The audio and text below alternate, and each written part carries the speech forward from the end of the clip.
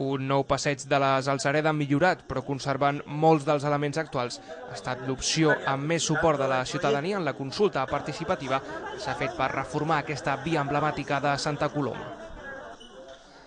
Es tracta d'un model que manté el passeig a tocar dels edificis i que ha convençut a 1.122 persones. El procés de participació ha tingut lloc aquest dissabte a l'Escola Santa Coloma i ha registrat una àmplia participació de la ciutadania. Un total de 1.275 persones han volgut dir la seva en una obra de ciutat que suposarà una inversió superior als 7 milions d'euros finançats amb fons europeus i l'àrea metropolitana de Barcelona. L'element més especial d'aquest procés ha estat la innovadora tecnologia que l'Ajuntament ha posat a disposició dels veïns i veïnes, un sistema de realitat virtual 3D que permet veure una projecció de com quedaria cadascun dels dos models de reforma del passeig de les Alzareda.